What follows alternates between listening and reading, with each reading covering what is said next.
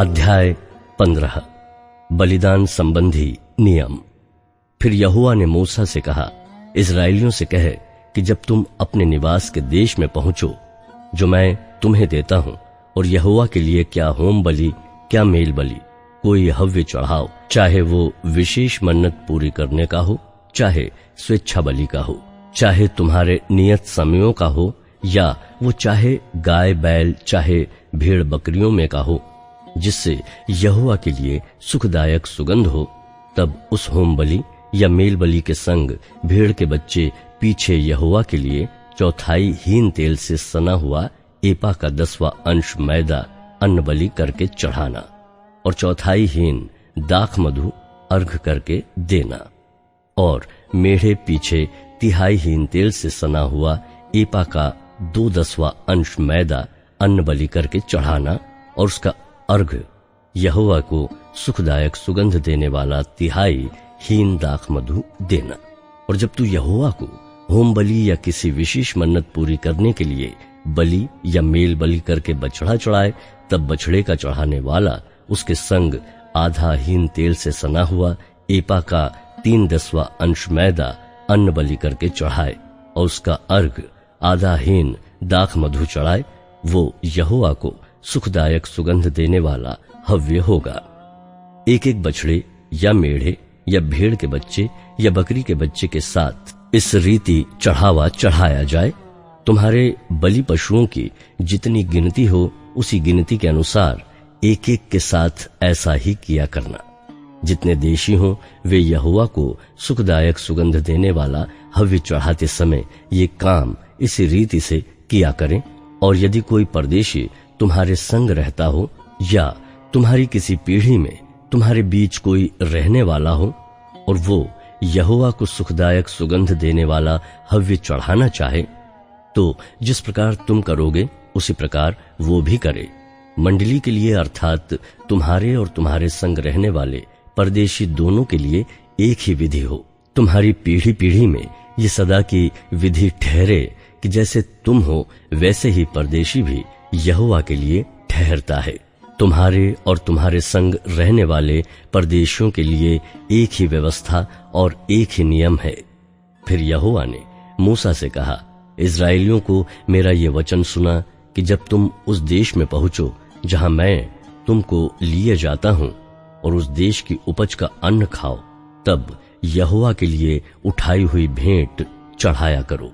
अपने पहले गूंधे हुए आटे की एक पपड़ी उठाई हुई भेंट करके यहोवा के लिए चढ़ाना। जैसे तुम खलिहान में से उठाई हुई भेंट चढ़ाओगे, वैसे ही उसको भी उठाया करना। अपनी पीढ़ी पीढ़ी में अपने पहले गूंधे हुए आटे में से यहोवा को उठाई हुई भेंट दिया करना। अनजाने में किया गया पाप। फिर जब तुम इन सब आज्ञाओं में से जिन्हें यहोवा ने मूसा को दिया है किसी का उल्लंघन भूल से करो, अर्थात जिस दिन से यहोवा आज्ञा देने लगा और आगे की तुम्हारी पीढ़ी पीढ़ी में उस दिन से उसने जितनी आज्ञाएं मूसा के द्वारा दी हैं, उसमें यदि भूल से किया हुआ पाप मंडली के बिना जाने हुआ हो, तो सारी मंडली यहोवा को सुखदायक सुगंध देने वाला होम बलि करके एक बछड़ा और उसके संग नियम के अनुसार उसका अन्न बलि और अर्घ चढ़ाए, और पाप बलि करके एक बकरा चढ़ाए।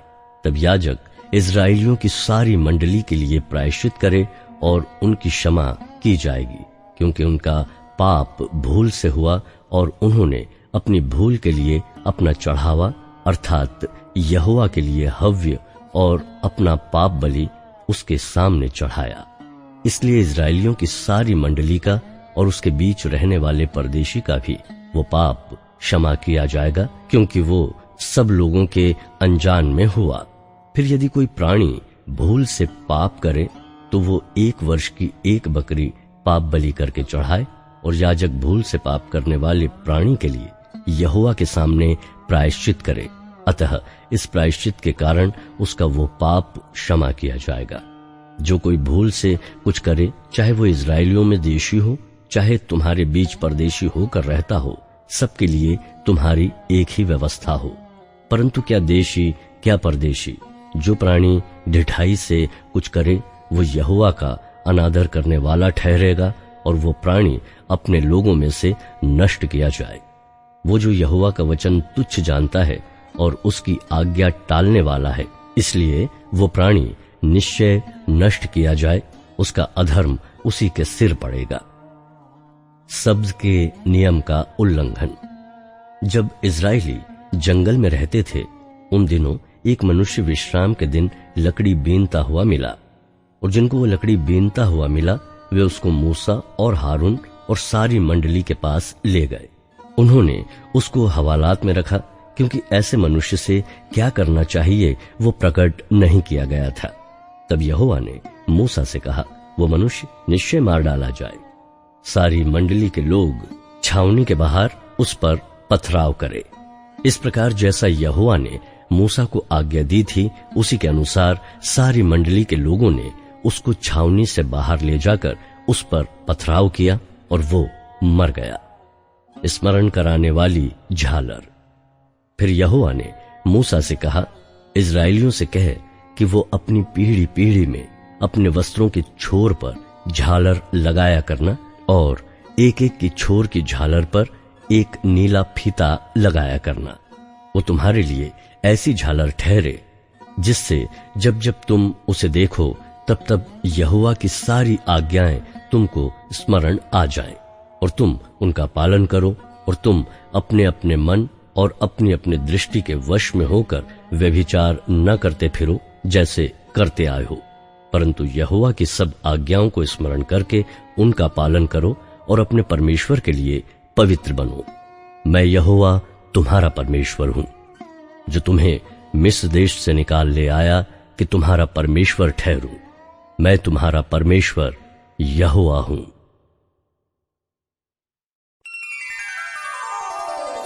अध्याय 16। कोरह, दातान और अबीराम का बलवा। कोरह जो लेवी का परपोता, कहात का पोता और इसहार का पुत्र था, वो एलियाब के पुत्र दातान और अबीराम और पेलेत के पुत्र ओन, इन तीनों रूबेनियों से मिलकर मंडली के 250 प्रधान जो सभासद और नामी थे, उनको संग लिया, और वे मूसा और हारून के विरुद्ध उठ खड़े हुए और उनसे कहने लगे, तुमने बहुत किया, अब बस करो, क्योंकि सारी मंडली का एक एक मनुष्य पवित्र है और यहोवा उनके मध्य में रहता है, इसलिए तुम यहोवा की मंडली में ऊंचे पद वाले क्यों बन बैठे हो। यह सुनकर मूसा अपने मुंह के बल गिरा। फिर उसने कोरह और उसकी सारी मंडली से कहा, सवेरे यहोवा दिखला देगा कि उसका कौन है और पवित्र कौन है, और उसको अपने समीप बुला लेगा। जिसको वो आप चुन लेगा उसी को अपने समीप बुला भी लेगा।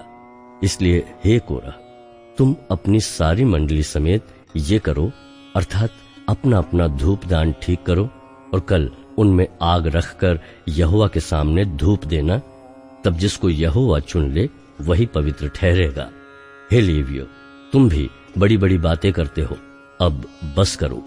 फिर मूसा ने कोरह से कहा, हे लेवियों सुनो, क्या ये तुम्हें छोटी बात जान पड़ती है कि इजराइल के परमेश्वर ने तुमको इजराइल की मंडली से अलग करके अपने निवास की सेवा करने और मंडली के सामने खड़े होकर उसकी भी सेवा टहल करने के लिए अपने समीप बुला लिया है, और तुझे और तेरे सब लेवी भाइयों को भी अपने समीप बुला लिया है। फिर भी तुम याजक पद के भी खोजी हो, और इसी कारण तूने अपनी सारी मंडली को यहोवा के विरुद्ध इकट्ठी किया है। हारून कौन है कि तुम उस पर बुड़बुड़ाते हो। फिर मूसा ने एलियाब के पुत्र दातान और अबीराम को बुलवा भेजा, और उन्होंने कहा, हम तेरे पास नहीं आएंगे। क्या ये एक छोटी बात है कि तू हमको ऐसे देश से जिसमें दूध और मधु की धाराएं बहती है इसलिए निकाल लाया है कि हमें जंगल में मार डाले? फिर क्या तू हमारे ऊपर प्रधान भी बनकर अधिकार जताता है?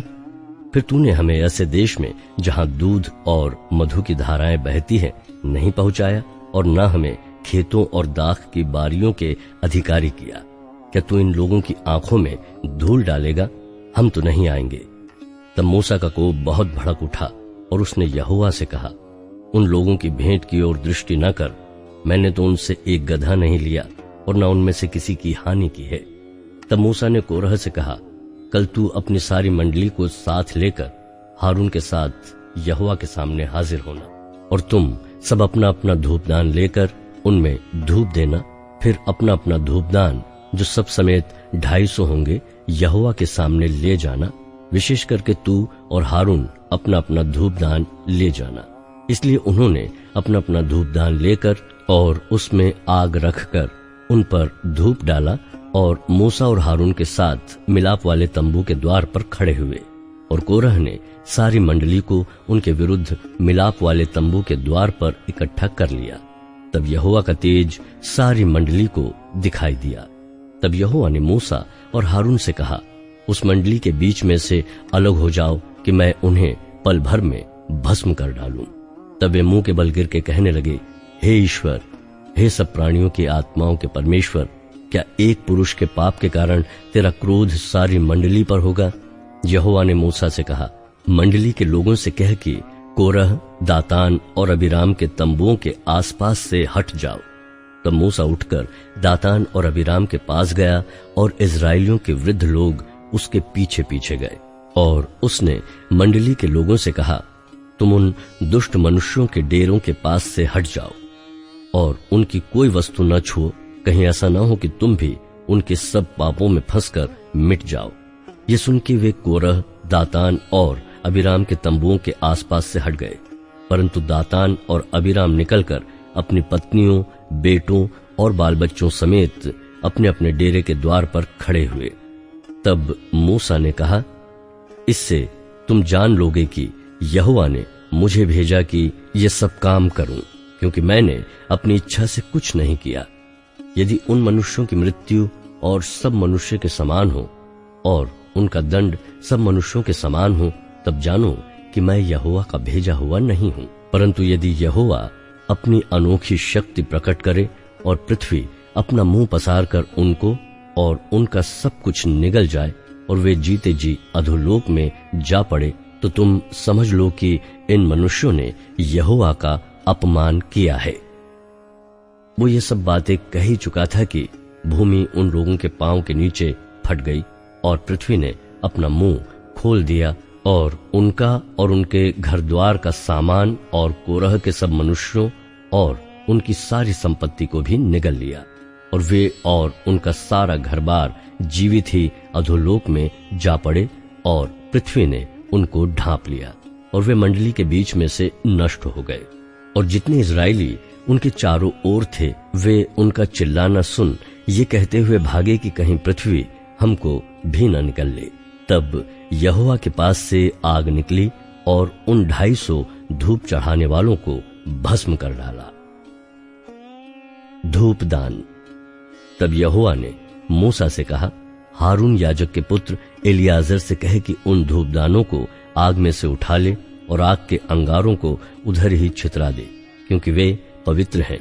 जिन्होंने पाप करके अपने ही प्राणों की हानि की है, उनके धूपदानों के पत्तर पीट पीट कर बनाए जाएं, जिससे कि वो वेदी के मढ़ने के काम आए, क्योंकि उन्होंने यहोवा के सामने रखा था, इससे वे पवित्र हैं। इस प्रकार वो इजराइलियों के लिए एक निशान ठहरेगा। इसलिए एलियाजर याजक ने उन पीतल के धूपदानों को, जिनमें उन जले हुए मनुष्यों ने धूप चढ़ाया था, लेकर उनके पत्तर पीट कर वेदी के मढ़ने के लिए बनवा दिए, कि इजराइलियों को इस बात का स्मरण रहे कि कोई दूसरा जो हारून के वंश का न हो, यहोवा के सामने धूप चढ़ाने को समीप न जाए।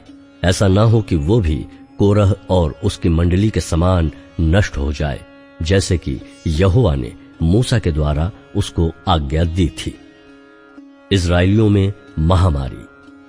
दूसरे दिन इजराइलियों की सारी मंडली ये कहकर मूसा और हारून पर बुड़बुड़ाने लगी कि यहोवा की प्रजा को तुमने मार डाला है।